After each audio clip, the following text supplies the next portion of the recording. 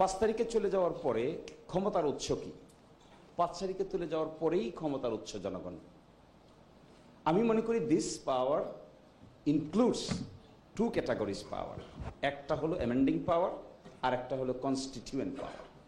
জনগণের এই পাওয়ারটা কিন্তু ম্যানিফোল্ড, 2-fold পাওয়ার। একটা কনস্টিটিউয়েন্ট পাওয়ার পেয়েছে সে, আরেকটা সে অ্যামেন্ডিং পাওয়ার পেয়েছে। এর বাইরে আর কোনো পাওয়ার নাই। সংবিধান ডিল করতে গেলে কনস্টিটিউয়েন্ট পাওয়ার আর অ্যামেন্ডিং পাওয়ার, এর বাইরে থার্ড ক্যাটাগরির কোনো পাওয়ার কনস্টিটিউশনাল জুরিসপ্রুডেন্সে নাই। তাহলে 5 তারিখে আমরা সেই পাওয়ার পেলাম। 8 তারিখে যে সরকার গঠন করলাম, কোন পাওয়ার অ্যাপ্লাই করলাম? Is it A constituent power, or this is an amending power, or this is simply a majoritarian power? In my humble understanding of the whole jurisprudence, the people of Bangladesh applied constituent and amending power together and accordingly formed the government. এখন প্রশ্ন হলো, এই বিষয়টার এই ওয়েটটাকে সামনে রেখে advisory opinion is not the proper option. কেন option না আমি সেটা বলছি। আমরা জুলাই সনদে কতগুলো বিষয় ইনকর্পোরেট করছি যেগুলো clearly contradicting the existing provision of the constitution. আবার এর জন্য উত্তর চাইতে যাচ্ছি সুপ্রিম কোর্টের কাছে। তো সুপ্রিম কোর্ট কি বলবে? বলবে ভায়োলেট করো constitution? Can the supreme court tell it yes, I am giving you an option to violate the existing constitution? Because that would be contradictory for Supreme Court itself. Supreme Court cannot tell it. Second, ধরেন বলল, ভবিষ্যতে একবার challenge হলো, আজ থেকে 20 বছর পরে কোথায় যাব আমি? হাইকোর্টে রিট পিটিশন করব। সুপ্রিম কোর্টের এই অ্যাডভাইজারি ওপিনিয়নের ভিত্তিতে এটা করার পরে হাইকোর্টের রিট পিটিশনের অপশন আর ওপেন থাকে? নো। তাহলে তো আমরা এখানে একটা জিগজ্যাগ রাস্তা অবলম্বন করতে চাচ্ছি। ইন মাই হাম্বল আন্ডারস্ট্যান্ডিং 106-এর জিগজ্যাগ রাস্তা অবলম্বন করা উচিত নয়। কারণ কি, জনগণের পাওয়ারটার মধ্যে কনস্টিটিউয়েন্ট পাওয়ার এবং অ্যামেন্ডিং পাওয়ার ধারণ করেই গভর্নমেন্ট আছে। এখন প্রশ্ন হলো, আমরা যে কয়টা গুরুত্বপূর্ণ প্রপোজালকে এখানে অ্যাকসেপ্ট করাতে চাই, তার মধ্যে একটা হলো changes in the fundamental principles of state policy, সনদের মধ্যে আছে, এবং প্রিয়াম্বল। একই সাথে আছে বাই ক্যামেরাল পার্লামেন্ট, একই সাথে আছে decentralisation of the supreme court. তো this are the basics of the constitution. Supreme court cannot tell যে violating the earlier basic structure you can formulate basic structure in this way. Supreme court 106 এই কথা বলতে পারবে? আমরা তো supreme কোর্টকে একটা ডিফিকাল্টিতে ফেলতে যাচ্ছি। এই কাজ করলে supreme court will be in serious difficulty. Supreme court for god nose, supreme কোর্টের সামনে 2টা অপশন আছে। এরকম সময় এরকমও অপশন আছে, সুপ্রিম কোর্ট বলে দিবে এই ব্যাপারে আমরা মতামত দিতে রাজি নই। কেন বলবে এটা? আমার ধারণা লাইকলি এটা বলবে। এই জন্য বলবে কারণ বলতে গেলে তার যে ওথ, সে যেভাবে গঠিত হয়েছে সেই কনস্টিটিউশনের প্রভিশনকে ডিসমেন্টেল করার জন্য তাকে মতামত দিতে হবে। ইন মাই ভিউ সুপ্রিম কোর্টের এই ক্ষমতা 106-এ নাই। আর 106 ইজ নট দি জাজমেন্ট। এটা কোনো জাজমেন্টও না, এটা কোনো বাইন্ডিং নেচার নাই, এটা মেয়ার এন্ড ওপিনিয়ন, এর বাইরে তার কোনো গুরুত্ব নাই। এখন আসেন তাহলে এটা করণীয়টা কি? করণীয়টা আমার বিবেচনায় এই যে কনস্টিটিউয়েন্ট এন্ড অ্যামেন্ডিং পাওয়ার সরকার পেল, আমরা যে এখানে বসে আলোচনা করছি কনস্টিটিউশনকে ভায়োলেট করার জন্য, এই ভায়োলেশন কনস্টিটিউশনটাকে এক্সিস্টিং মেকানিজমে কোনো অর্গানের হাতে দেওয়া ঠিক হবে না। এখন জুডিশিয়ারি যে organ, can the judiciary violate its own mandate? এই প্রশ্ন আমরা পারবো ভায়োলেট করতে, কারণ আমরা কনস্টিটিউয়েন্ট অ্যান্ড অ্যামেন্ডিং পাওয়ারের ডিরাইভেটিভ পাওয়ারে গঠিত হয়েছি। আমাদের সোর্স কি? আমাদের সোর্স হলো 5ই আগস্ট। 5ই আগস্টের পরে জনগণ, জনগণ থেকে কনস্টিটিউয়েন্ট পাওয়ার, অ্যামেন্ডিং পাওয়ার, আমরা হলাম ডিরাইভেটিভ পাওয়ার। ওই পাওয়ারের বলে ঐকমত্য কমিশন। এই জন্য আমরা এই আলোচনা করতে পারছি। সুপ্রিম কোর্ট এই আলোচনা করতে পারবে না। সুপ্রিম কোর্ট তো ডিরাইভেটিভ পাওয়ারের বলে গঠিত হয় না। সুপ্রিম কোর্ট গঠিত হয় কনস্টিটিউশনের আর্টিকেল 94-এর ম্যান্ডেট অনুযায়ী। ওই ম্যান্ডেটে সে বলতে পারবে না যে আবার হাইকোর্টকে ভাগ করে জেলা লেভেলে নিয়ে, বিভাগ লেভেলে নিয়ে যাওয়া হোক। এই ব্যাপারে তো সে 8th অ্যামেন্ডমেন্টের রায় দিয়ে দিয়েছে আগে। সে বলছে না, ইট ইজ নট অ্যালাউড। এবং নিয়েছিল, ঘুরে আবার ব্যাক করে নিয়ে আসছে।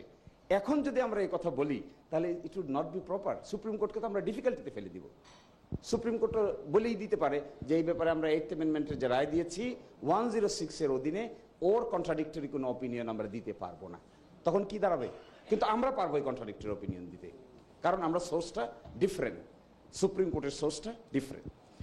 এই জায়গা থেকে আমরা মনে করি স্ট্রেট ফরওয়ার্ড সলিউশন হলো একটা জুলাই সনদ বাস্তবায়ন আদেশ জারি করা। এই জুলাই সনদ বাস্তবায়ন আদেশের মধ্যে ডিসেন্টিং এর পার্টে একটা কথা আসতে পারে, কিন্তু আমাদের ধারণা dissenting opinion does not have any binding force. Dissenting opinion কখনো ফোর্সফুল এক্সিকিউটিভ অপিনিয়ন নয়। আমাদের তত্ত্বাবধায়ক সরকারের মামলায় 4:3, 4 জন ছিল এক পক্ষে, 3 জন ছিল আরেক পক্ষে। 4 জনের সিদ্ধান্তের ভিত্তিতে বাদ হয়েছিল। ওই 3 জনের অপিনিয়ন ছিল বাদ না করার, কিন্তু শেষ পর্যন্ত এক্সিকিউট কোনটা হয়? এক্সিকিউট হয় হলো মেজরিটি। ফলে ডিসেন্টিং এখানে থাকা কোনো প্রয়োজন আছে বলে আমি মনে করি না। আমাদের দেশে এখন পর্যন্ত 3টা গণভোট হয়েছে। একটা গণভোট হয়েছে হলো শহীদ প্রেসিডেন্ট জিয়াউর রহমানের আমলে। এই গণভোটের ল্যাঙ্গুয়েজটা এখানে আছে। ল্যাঙ্গুয়েজটা ছিল এটা যে আপনারা শহীদ প্রেসিডেন্ট মানে জিয়াউর রহমান, মিস্টার জিয়াউর রহমান কর্তৃক গৃহীত নীতি এবং কর্মকাণ্ডের সহিত একমত কি না। জনগণ বলেছে হ্যাঁ। এরশাদ সাহেব আয়োজন করেছিলেন এটা। আরেকটা আয়োজন করেছিলাম 1991 সালে। 91 সালে আমরা আয়োজন করেছিলাম যখন প্রেসিডেন্সিয়াল ফর্ম থেকে 12th অ্যামেন্ডমেন্টের মাধ্যমে আমরা পার্লামেন্টারি ফর্মে আসলাম। তখন রেট্রোস্পেকটিভ এফেক্ট দিলাম আমরা। রেট্রোস্পেকটিভ এফেক্ট দিয়ে একটা গণভোটের আয়োজন করে অ্যামেন্ডমেন্ট পাস করলাম। কারণ ইলেকশন যেটা হয়েছিল ওটা হয়েছিল প্রেসিডেন্সিয়াল ফর্মের অধীন। তখন পার্লামেন্টারি ফর্ম বলতে কোনো ফর্ম বাংলাদেশের সংবিধানে ছিল না। কিন্তু যখন আমরা অনুভব করলাম, বেগম খালেদা জিয়া ইনিশিয়েট করলেন যে না, পার্লামেন্টারি ফর্মে চলে যাবেন, প্রেসিডেন্টের ক্ষমতাকে খর্ব করে ফেলবেন, তখন তিনি প্রয়োজন বোধ করেছেন যে এই কাজটা করার আগে একটা রেফারেন্ডামের আয়োজন করবেন। এই প্রশ্ন তিনি মানুষকে জিজ্ঞাসা করলেন। সম্ভবত 88 বা 89% মানুষ একমত পোষণ করলো। তারপরে এটা অ্যামেন্ডমেন্টটা পাশ করলেন। এখন যে অ্যামেন্ডমেন্টের কথা আমাদের সালাউদ্দিন ভাই বলছেন, এখন একটা রেফারেন্ডাম, পরে আরেকটা রেফারেন্ডাম। আমি মনে করি এটাও জিগজাগ রাস্তা। এখন রেফারেন্ডাম আমরা আয়োজন করব এই কথা বলার জন্য যে জুলাই সনদের বাস্তবায়নের এইটার জন্য জনগণ হ্যাঁ বলে নাকি জনগণ না বলে। এটা রুট কোথায়? এই সনদের ভিতরে 4-5টা ইস্যু তো আছে কনস্টিটিউশন অ্যামেন্ডমেন্ট করা। আরপিও সংশোধন করে গণভোট দিয়ে কি করে সংবিধান সংশোধন হবে? সংবিধান সংশোধনের যে গণভোট, এইটার বিধান তো 142-তে। সেই 42-তে যে গণভোটের কথা বলা আছে তার আগে 2-3টা স্টেপ পার হয়ে তারপরে গণভোট, সরাসরি গণভোট না। এবং 142-তে রিভাইভ করে গেছে কিন্তু 142 15th অ্যামেন্ডমেন্টে 142 মামলায় 15th অ্যামেন্ডমেন্টকে 142-কে রিভাইভ করা হয়েছে। যদি এই পজিশন দাঁড়ায়, আমি কেন এই কথা বললাম? আমি বলছি যে এই রাস্তাগুলোকে জিগজাগ মনে হয়। স্ট্রেট ফরওয়ার্ড রাস্তা কি হওয়া উচিত? তাহলে স্ট্রেট ফরওয়ার্ড রাস্তা হলো this government is holding constituent and amending power. We are holding derivative power. This government can proclaim or issue an order, July সনদ বাস্তবায়ন অর্ডার। এই অর্ডারের মধ্যে এগুলো ইনক্লুড থাকবে।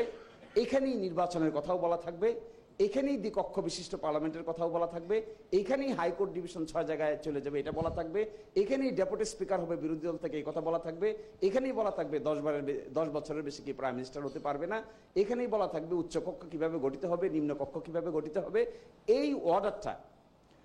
এই অর্ডারটাকে বাস্তবায়ন করার জন্য যদি এমন হয় যে ন্যাশনাল ইলেকশন যখন হবে একই সাথে এটাকেও রেফারেন্ডামে অ্যাপ্রুভ করে নেওয়া, তাহলে that may be N easiest রাস্তা। এর ছাড়া বাকি যে সমস্ত রাস্তায় আমরা যাব, এটা দ্বিতীয় স্টেপ, তৃতীয় স্টেপ, চতুর্থ স্টেপ তৈরি করবে। ওই স্টেপগুলো আনসার্টেন। আমরা অনেক বেশি স্টেক হোল্ডারকে যদি যুক্ত করি তাহলে এন্ড গেম কিন্তু ভালো নাও হতে পারে। ফলে আমি মনে করি এটা ইজিয়েস্ট রাস্তা। আজকে যদি আমরা একমত হতে পারি, this process it will go to the honourable chief adviser. Chief adviser তার মেকানিজম মেনটেন করে একটা অর্ডার দিবেন, জুলাই সনদ বাস্তবায়ন আদেশ। জুলাই সনদ বাস্তবায়ন আদেশটা রেফারেন্ডাম আমরা অ্যাপ্রুভ করে নিব। এরই মাধ্যমে আগামী সংসদ সহ সবকিছু এই আলোকে গঠিত হবে। Things will be very easier. এবং সালাউদ্দিন ভাই যে কথা বলছেন, সেই ক্ষেত্রে পার্লামেন্টে এটাকে রেটিফাইও করে নিব আমরা। এই রেটিফিকেশন করে আমি স্যারকে জিজ্ঞাসা করছিলাম তাহলে প্রথম পার্লামেন্ট কি দ্বিকক্ষ বিশিষ্ট হবে না এই প্রক্রিয়ায় গেলে? হ্যাঁ, পসিবল। কেমনে পসিবল? প্রথম পার্লামেন্ট যদি আমরা যে প্রক্রিয়ায় গঠন করি না কেন, পিআর পদ্ধতিতে করি আর ফার্স্ট পাস দ্য পোস্ট সিস্টেমই করি না কেন, ওই পার্লামেন্টের মধ্যেই যে দ্বিকক্ষ বিশিষ্ট পার্লামেন্টের প্রপোজাল থাকবে, ওই পার্লামেন্টে এইভাবে গঠিত হয়ে যাবে। যে প্রক্রিয়ায় নেই না কেন, আমরা প্রক্রিয়ার ব্যাপারে আমি কোনো কথা বলছি না, কারণ প্রক্রিয়ার ব্যাপারে ডিবেট আছে। কিন্তু ফার্স্ট পাস দ্য পোস্ট অথবা পিআর যে সিস্টেমেই বলি না কেন, আমরা এগ্রি করে গেলে, এই আদেশ জারি করে গেলে, এই parliament, coming parliament may be a bicameral parliament. এবং আমার ধারণা এই ইজিয়েস্ট রাস্তার মধ্য দিয়ে ঐকমত্য ইজ ভেরি ইম্পর্টেন্ট। কারণ সোর্স ডিরাইভেটিভ পাওয়ার ব্যবহার করতে গিয়ে আমরা অ্যামেন্ডিং পাওয়ারকে আর কনস্টিটিউয়েন্ট পাওয়ারকে ডেস্ট্রয় করতে পারবো না। যদি আমরা কোনো কারণে ডেস্ট্রয় করে ফেলি, তাহলে পরবর্তীতে আদালতে এগুলো নিয়ে বড় ধরনের জিগজাক প্রবলেম সামলাইতে হবে। এবং এই প্রক্রিয়াটাতে আমি আবার বলছি, আমি ছোট মানুষ, কিন্তু আই এম সরি অনেক কথা বলছি, কিন্তু এতটুকুর জন্য একটা টেকসই মেকানিজম ব্যবহার করে সমস্যাটার সমাধান করে দিয়ে সকলেই আমাদের রিলিভ হয়ে যাওয়া প্রয়োজন। এবং সেটা হলো জুলাই সনদ বাস্তবায়ন আদেশ, no 106, no referendum now, referendum may be organized at the time of the national election, next parliament will be bicameral parliament, এবং যে সমস্ত কনস্টিটিউশনাল দিয়েছি, এই প্রশ্নটা আমরা জনগণের কাছে জিজ্ঞাসা করতে পারি ওই সময়ে। এখন এটা আগে জিজ্ঞাসা করার কোনো প্রয়োজন আছে বলে মনে হয় না।